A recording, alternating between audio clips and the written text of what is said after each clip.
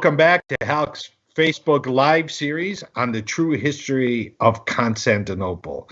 We're really excited to welcome a new friend, and I can promise you this is going to be the first of many sessions with Dr. Young Kim.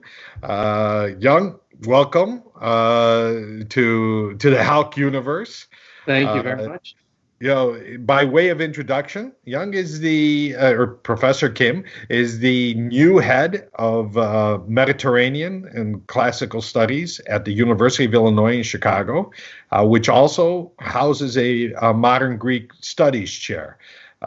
He comes to us here in Chicago from his previous station was as Director of Educational Programming for the Onassis Foundation. He has strong Midwest roots as he got his MA and PhD from University of Michigan. He's a Wolverine, so it's great colors. You got to tell us about, now that you're in classics, how it felt as a Wolverine beating up on the Spartans a couple times a year. And, has a tremendous amount of expertise on Byzantium, which we're going to be discussing today. As well as classical period, especially on Cyprus, which we're going to have you back on. And of course, because of the Modern Greek Studies chair, even modern Greece. So we look forward to interacting with you on several issues and historical periods, Young. Anything you would like to say by way of welcome, since this is your introduction online?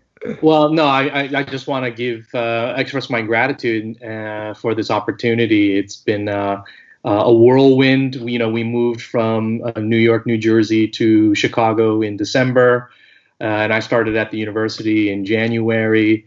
And of course, now we're in this, world of global pandemic. And so making all of the adjustments has been quite a challenge. But I think moments like this offer us and people out there a nice opportunity to think about and reflect on some other things as a way to kind of be distracted from some of the challenges we all face on a day-to-day basis. Well, your lecture today, and this is the capstone to our Constantinople series, is Old Rome, New Rome. And we've been referring to the Byzantine Empire and Byzantium. And of course, we know that as a matter of history, as Byzantium.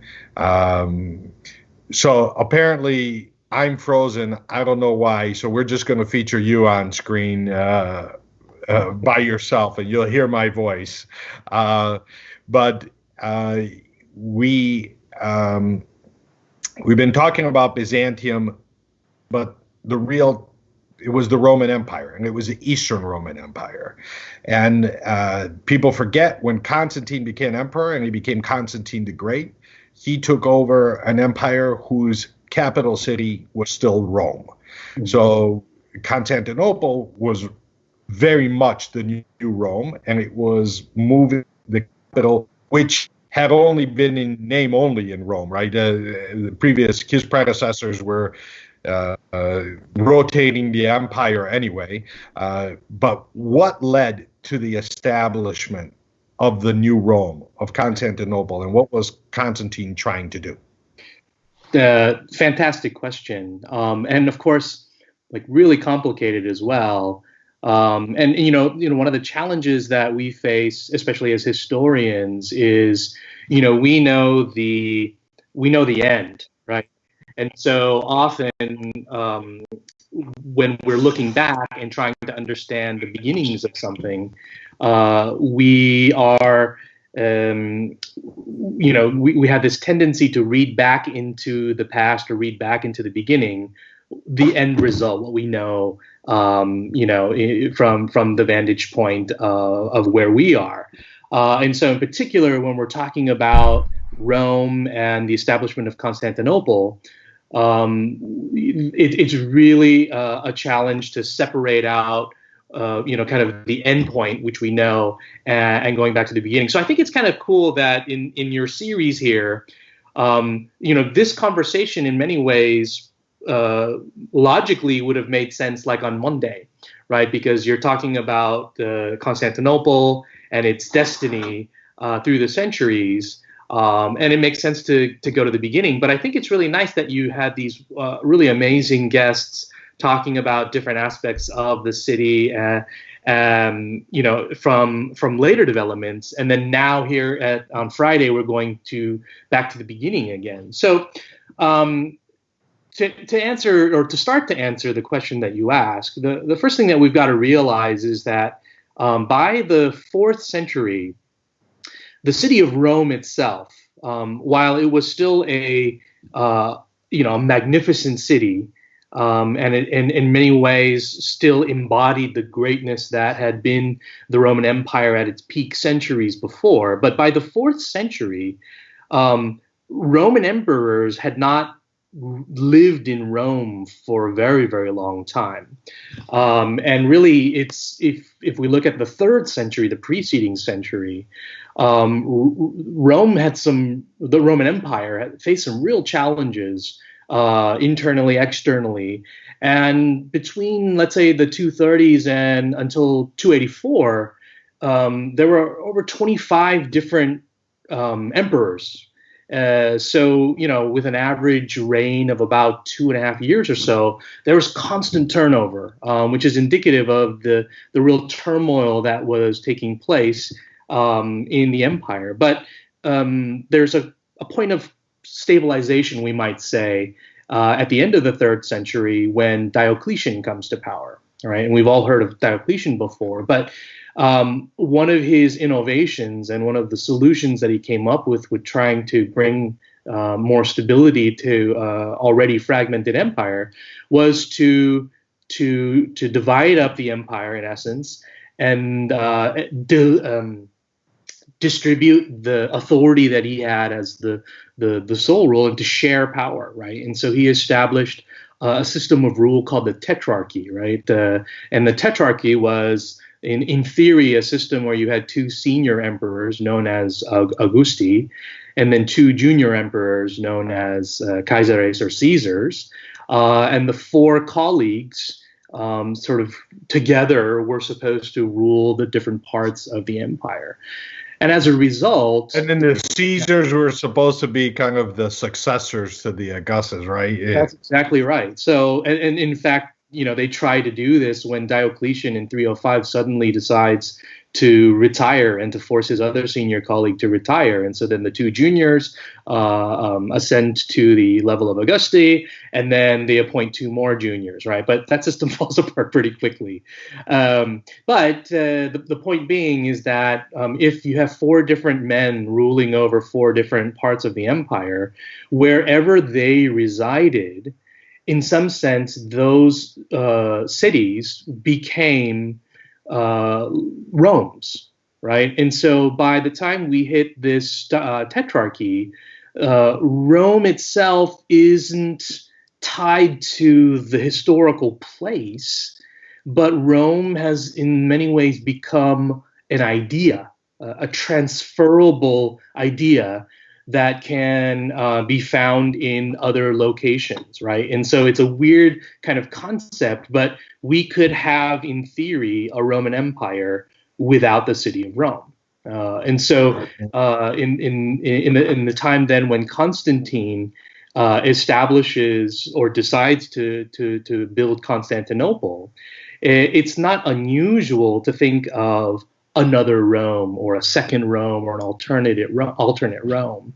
But of course, the motivations for his establishing the city are something that we probably want to pick apart a little bit more. Yeah. So it looks like my camera is back, so yeah. We can. I see your head. But there is a little bit of a legend here too, that he and of course going to the legend of how Rome was established, that he went and surveyed Troy. First. Can you tell us a little bit about that? Was Troy his first choice to become the new Rome? Well, and that's a, what happens is especially when you build a new city, right? Or at least you build on a city that's already been there. Byzantium was the name of the site that eventually became Constantinople. So it was already a pre-existing place. But when you build a place, you've got to build a history, right? Because the history of the city was in many ways as important as the actual physical layout of the city, right? And so as Constantine, I suppose, was determining where to build this new Rome, right, Troy would have been an interesting option. And the reason why Troy would have been an interesting option is that according to Rome's history, right, the city of Rome itself and the Roman people and the Roman Empire, they traced their legendary ancestry, of course, to Aeneas, right? And Aeneas was a hero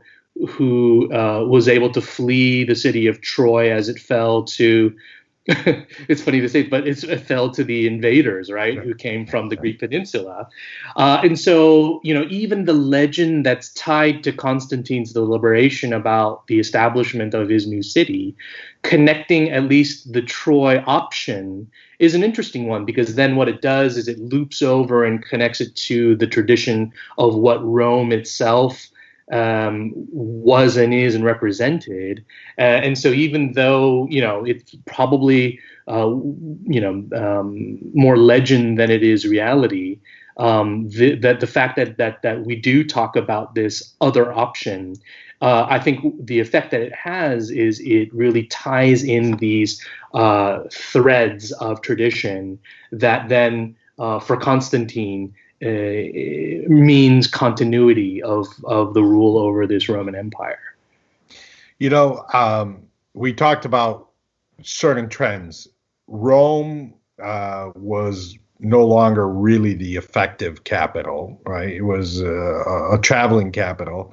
The empire was much richer to the east, right? And now Constantine also made tolerance of Christianity, and in some cases adoption of Christianity, right? He won the battle to be the Roman emperor by adopting Christianity as the rallying point, even though he did not make Christianity the official religion of the empire yet. So what role did Christianity play in the establishment of this city? Because Judith Herring spoke to us Monday and she said, well, Constantinople, the way it was founded, was not really meant to be a Christian city, but really an imperial city. And of course, he brought a lot of antiquity from Rome, a lot of stuff from all over the pagan empire to outfit Constantinople. So what was his initial vision in terms of the ethos of the city and kind of what the city stood for? Yeah, that's a great question. Well, this is the question that scholars have wrestled with for centuries, right? To what extent was Constantine's conversion to Christianity, authentic, if we can use that word? But, also side questions are, how deep was his understanding of this faith that he had embraced? What were his motivations for favoring Christianity? And so as many as the questions that we have about Constantine and his conversion, how we answer those questions in a lot of ways can also then inform how we answer that question about what his intentions were for, or what his plan was when he designed Constantinople and established it, right? And the question really is, did he establish this as a Christian city, right? So, a classic argument that sort of all scholars sort of wrestle with is, well, what was his relationship to Rome, especially vis-a-vis Christianity? And then how do we see that reflected ultimately in his choice to establish this new Rome in Constantinople? So I've got some slides that I think might help illustrate and get us in the direction of being able to answer that question. So one of the slides I want to throw up there is essentially a picture of the city of Rome in the fourth century. So I can't see if it's up here, but I'm going to assume it's there. Do you see it? We are working on it right now, but start talking it. Yeah, sure. So, one thing that, again, a classic argument that there's a scholar, Richard Krautheimer, had established, and he looked at the sort of the topography of Rome itself. And if you've ever been to this city, you know that there is the traditional center of the city of Rome, where the Roman Forum is, right? And so you go there, and now, of course, what you see are primarily ruins, but you can't. It's on, just so you know. Good. With a little bit of imagination, you can really envision just how magnificent this city center would have been in Rome's height. And of course, in that city center, in the Forum, this massive public and civic space, you had government buildings, right, including where the Senate would have met, where records would have been kept.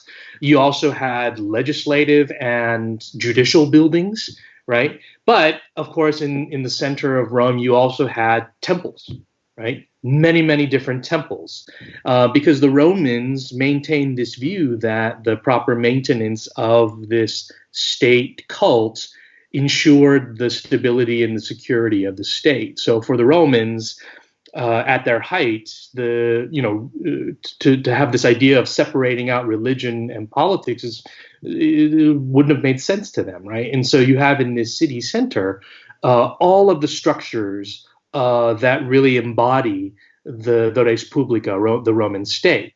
But if we look at it in the 4th century and what Constantine does, he, for better or for worse, Constantine started to build, and he started to pour resources into the Christian church.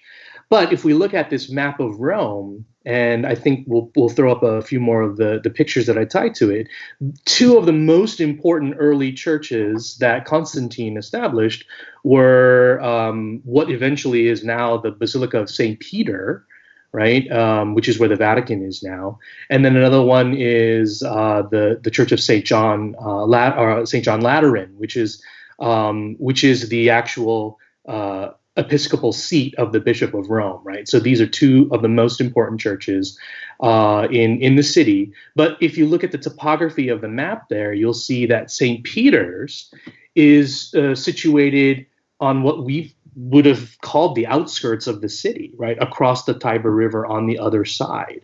And then even St. John Lateran, even though it's closer to the city center, it was built on what was essentially private land. And so then the argument goes, when Constantine decided to build up the city of Rome, in terms of from the angle of his newfound faith, or from the point of view of Christianity, he didn't or couldn't build in that traditional city center, right? And instead he had to build on the kind of the edges or on private land, because the popularity or the strength of the traditional pagan cult was still such that he just couldn't do it. And so then the argument goes, okay, Rome wasn't really an option for him to build his new capital or his new Christian capital.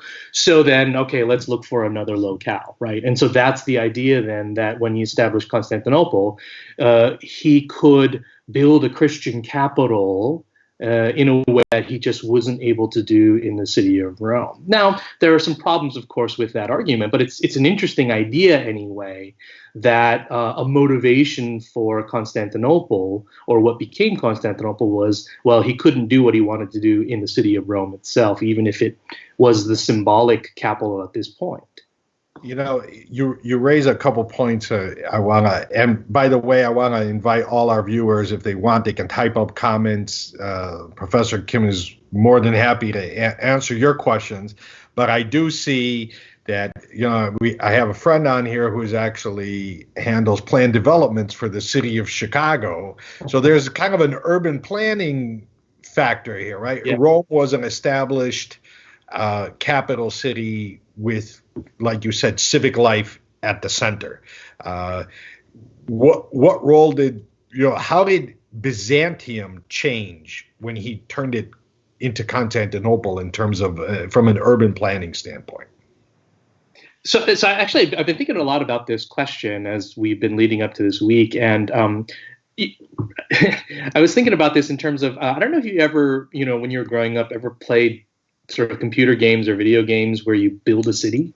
Civilization, Sim City. There was a game that I was really into called Caesar for a while, and in those games, like, you can basically build and plan a city as you see fit, and you can just click a button and all of a sudden there's an amphitheater, and you click another button, you have a basilica, right? And in some ways, I think we imagine it's so easy to build a city kind of from scratch and just from the ground up, and then with a few clicks of a button, all of a sudden you have these well-planned cities. But in antiquity, and as is true of now, planning and building a city takes a lot of work. And it takes a lot of time, right? And so even Constantinople, this sense in which when we say, oh, Constantine decided to establish a new city, and in his lifetime it was, boom, it kind of magically appeared, and nothing could be further from the truth. It really was a very challenging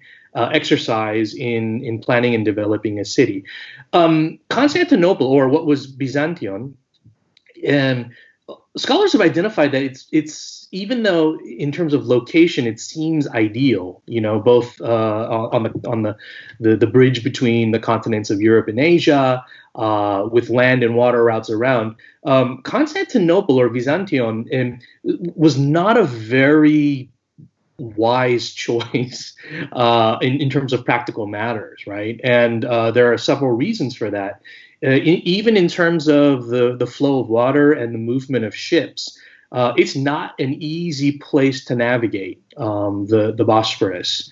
Another factor is if you look at a map of Constantinople, and I think I have one here, just if you the further west you go from the city, the wider the land becomes. And so as a defensible frontier, the western side of the city is really impractical, because the further the city expands, the longer the wall has to be in order to protect the western side of Constantinople.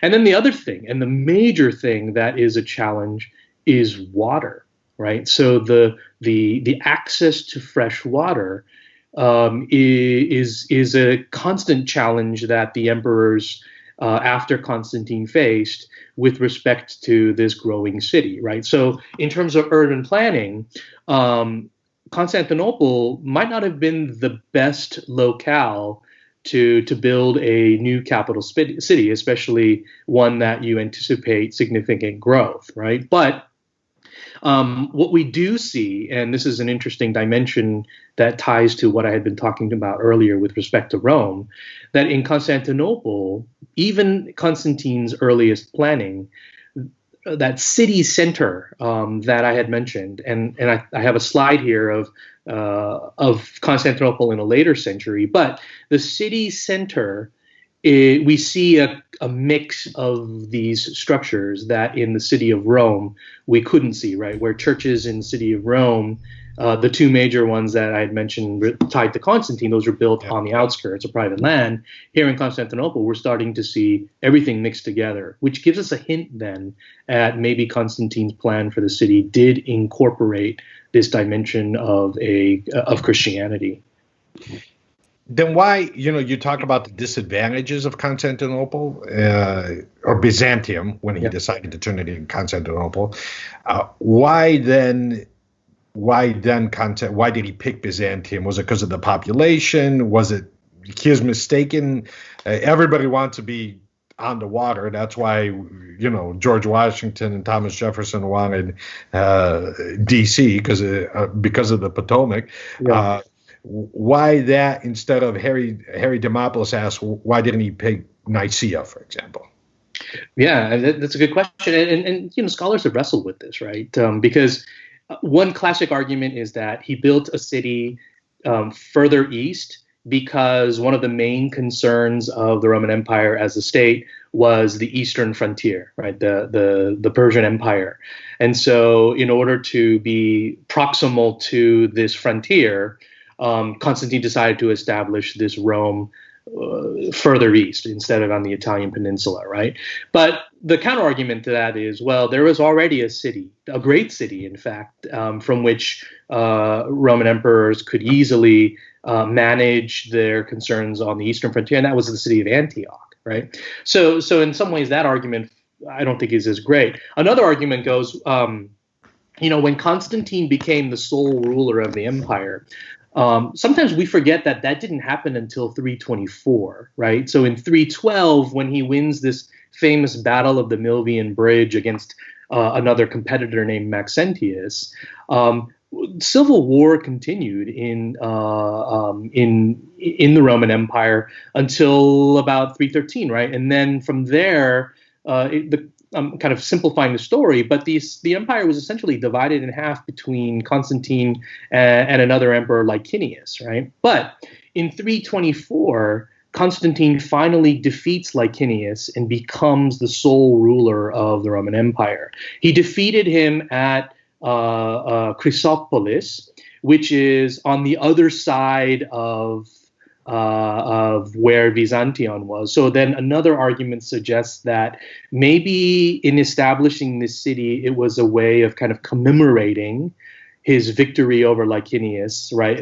And Roman emperors did this, right? If they defeat someone, you build something near the site of where you defeated your enemy. So ultimately, I don't know if there's a simple answer to why Byzantium of all the locations. Why not Troy? Why not just build up Antioch? But for whatever reasons we have, and again, we're not even sure what scale Constantine imagined his city to be, but he chose this site.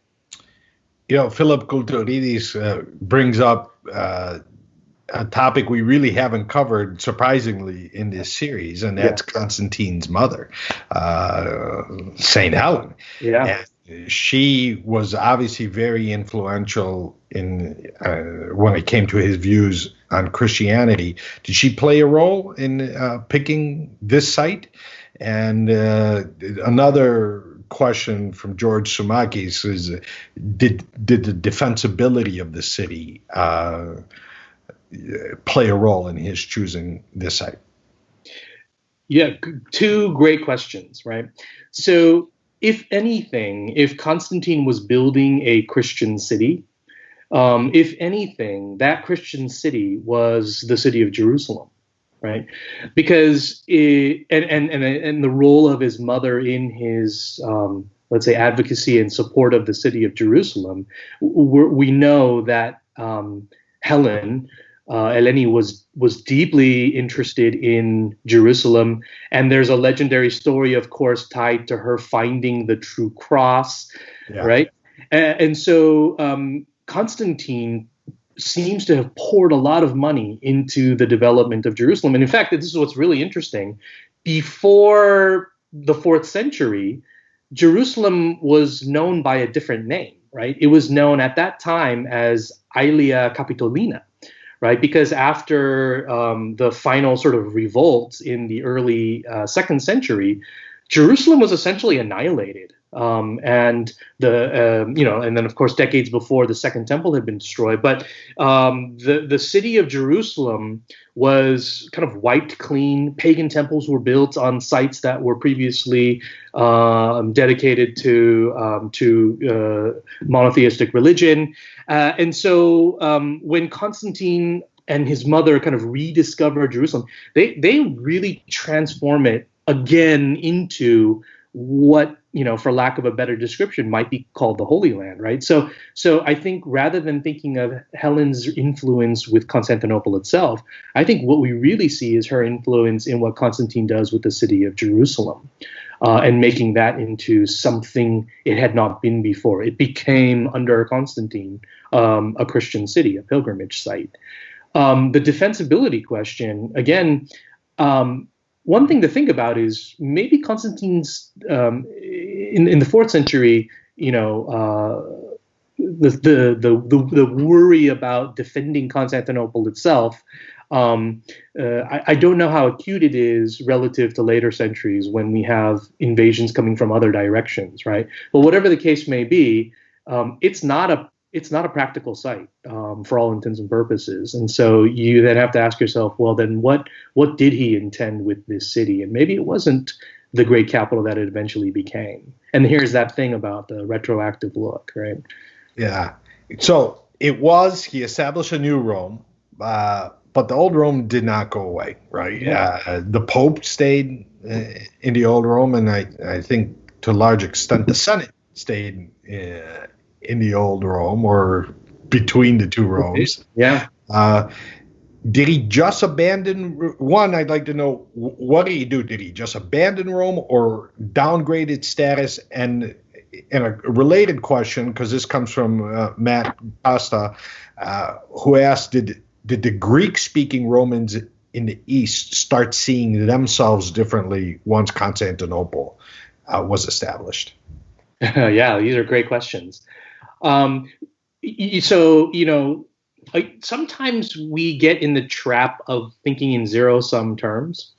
And so as we imagine Constantinople is on the ascendancy, and that its population is growing, that its wealth and its buildings and structures are doing better, we then think equally, oh, then Rome must be declining, right? That there's a kind of zero sum. As one gets better, the other gets worse. But that really oversimplifies, especially what's happening in Rome, because in Rome itself, in the 4th century and well into the 5th century, if anything, the city at a time is flourishing, right? Especially this senatorial aristocratic class in the city, right?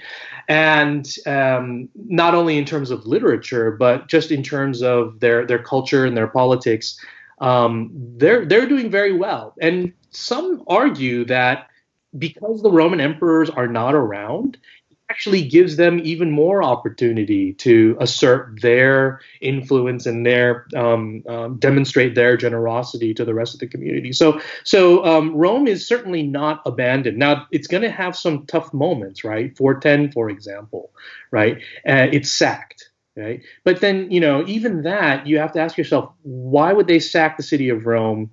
There's something there. Yes, it's a symbolically important city, but it's also still a very wealthy city, right? So that I think we shouldn't think of Rome as just a steady and constant decline. It does pretty well for a while longer, anyway. Let's say. The second question was, remind me again what that was about. So did the Greek-speaking Romans in the East start thinking of themselves differently once Constantinople was formed?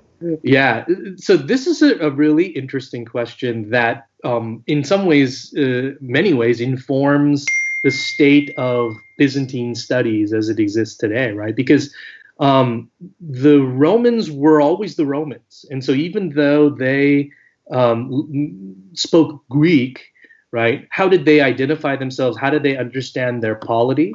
They understood themselves to be Romans, right? And they understood their polity to be Romania, or to be Rome, right? So, and the institutions that had been established centuries before in that other city on the Italian peninsula, those institutions continued right on through in the Roman Empire in the eastern half of the Mediterranean world. And so again, I think we really do need to keep in mind that the people who lived in Constantinople, they consistently understood themselves to be Romans, right? And so even if their language and had shifted, let's say, nevertheless they understood themselves to be Romans and their state to be the Roman state.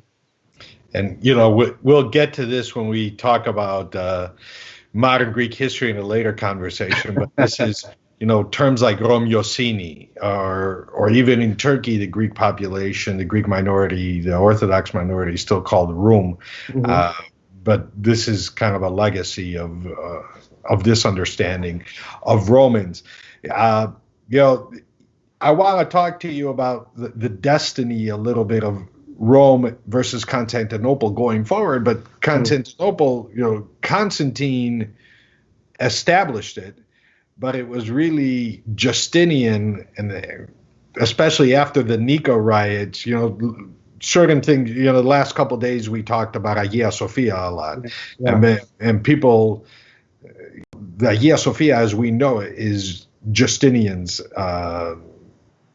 creation. That's right. Where he's rumored to have walked in for the first time and said, "Solomon, I have outdone thee." But Justinian also was one that didn't give up on Rome, right? Rome, by the time of Justinian, had been taken over. There was a Vandal kingdom. The Goths were all over the Western Roman Empire, and Justinian went back and take it. So can you talk about the destiny especially going from Constantine to Justinian? Yeah, that's a great question, right? And of course, I mean, and we could throw up a slide with the little picture of Hagia Sophia, but this structure is in many ways the quintessence of Constantinople, right? And it's iconic. Everyone knows this building. And have you been there before? Have you been to? I have a couple of times. Yeah, I mean, it is a breathtaking structure, right? And if you imagine this being constructed in antiquity, it really does just boggle the mind how amazing it is. But we often forget that that was, as you say, built really under Justinian, right, in the 6th century. And so before that, Constantine, certainly must have established a structure where that structure now stands. But, it's whatever it looked like, whatever it is long gone. And in fact, the Hagia Sophia that we talk about for the 4th century, that wasn't dedicated until Constantius II, who was Constantine's son, right? So that came later. The thing about Hagia Sophia is, and even its name is in many ways very, very peculiar but telling, right? Holy wisdom, right? If we think about all of the great churches in other locales, especially in the city of Rome, they're always tied to people. St. Peter's, St. John, St. Paul's, right? And one of the reasons why is because there is this rich history and tradition of these individuals actually having been in these cities and having died in these cities, right? So when Constantine establishes Constantinople, and if we want to talk about Constantinople as a Christian city, there was no Christian tradition. A couple of very minor martyrs were said to have died in Byzantium. But besides that, there was no tradition whatsoever. And so they had to establish one and to build one, right? And so one of the strategies that we see in the 4th century is they start to import the remains and the relics of other saints, right? So they bring Timothy, Paul's traveling companion. They bring Andrew and Luke to Constantinople to try to shore up its Christian credentials, right? But I think the other strategy, and we see this really kind of fully manifest with Justinian, is Hagia Sophia, right? The scale and the size and the structure of that building really gives the Christian bona fides of that city something that no other place could claim. I'm not sure if I'm answering your question, but this kind of Christian trajectory is a really interesting one that we need to kind of pick apart a little bit more, especially in the 4th century, because again, we think of Constantinople as, the seat of orthodoxy, right? And of course, its current state is very different. But even in the 4th century, what constituted orthodoxy? That was a pretty hotly debated question. And even the emperor himself, Constantine, if you take the strictest standards of what defines now orthodoxy, he was baptized at his death by someone we would not identify as Orthodox, right? So it's really interesting to think then, what is Arian bishop? A Eusebius of Nicomedia, right? A non-Nicene bishop. And so does that take away from what Constantine was trying to do, or how we understand his capital or Christian capital? I don't know. That's an open-ended question, but it's certainly one that I think we need to investigate a little bit in the future.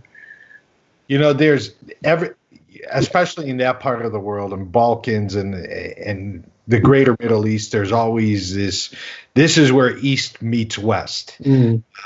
But it seems that this is the city where East met West. Eastern Christianity met Western Christianity, the Eastern Roman Empire, the Western Roman Empire, and then later, when the Ottomans took it, it became, definitely Eastern. And there is, when we're talking about the destiny of Constantinople, especially as Easter is going to be celebrated at the Fanar this weekend. Yeah. Where the first Christian capital was established to have the very future of Christianity in that city be at question right now is a little bit of an irony. But, do you think Constantinople and Istanbul is destined to be kind of by layout and by history where East and West can come together, or is it losing a little bit of that where East meets West? Because even when you talk about Turkey internally, it seems, Istanbul, Izmir, all around there, that's kind of the more Western culturally part of history, as well as geographically, where democracy is more important. But how do you see, the destiny working out here? Yeah. Wow. In terms of historical trends, I don't want you to make any political. Sure. So, we when we talk about East and West, right, we imagine a kind of, vertical line where we draw that line, and then on one side you have West and one side you have East. And I think I've been trying to emphasize this. Anytime we make these kind of binary divisions, in a lot of ways, it oversimplifies the complexity of interaction and movement. And when I think about that sort of a vertical line, let's say if we were talking from the vantage point, we're in the city of Rome right now, and it's centuries earlier. Let's say even in the time of the Republic, then what we understand to be East and West at that point, the East is the Balkans and the Greek peninsula, right? And so then our perceptions of this dividing line between East and West are very different than, let's say, in the time of Constantine, right, where we might think of the dividing line specifically at the point of where Constantinople is located. And so I guess my dodgy answer to that question is that line always shifts, and contextually, depending on what's going on in the world, the meeting point of East and West, it changes. And so even though our focus, of course, is Constantinople, maybe even in 5 to 10 years, where we understand that East-West kind of binary divide to be, if we can really even talk about that, that might be totally different. And so I think in that way, it's less useful to think about it as this kind of meeting point, and really to think about it as a kind of shifting node that will change depending on the context. I think that's a great place to end off, because that, I think, that serves as a good preview of a lot of our future collaboration. Yeah, I'm looking forward to that. This was great. I'm so glad we got to start with this. I think this is a great introduction for you to the HALC community. Thank you. This was also, like you said, even though it could have been the first in this lecture, it was a tremendous exclamation point. We look forward to having you back on, and I know we'll be announcing some projects of collaboration. So yeah. There's a teaser for you all. You're all going to have to tune in again. Thanks for your question. Thanks for everybody who tuned in this week. Next week, we have a new theme. And we're doing it with the Embassy of Greece. It's this year's the 2500th year anniversary of both the battles of Thermopylae and Salamis. We have an all-star cast. We start with Professor Paul Cartledge from Cambridge. Then we get on Wednesday, we have Stephen Pressfield, the author of Gates of Fire, my all-time favorite novel. And then on Friday, we finish off with Professor Barry Strauss from Cornell, the author of The Battle of Salamis, and the host of the podcast Antiquitas, where he covers a lot of these ancient battles. For all of you celebrating this weekend, Kali Anastasi, I think it's a Easter that's going to be, in some sense, more meaningful given what we're going through, and I hope we all stay safe and healthy and really think about what means the most to us. Professor Kim, thank you. Welcome to the family, and look forward to talking to you again soon. Carlo Vasca.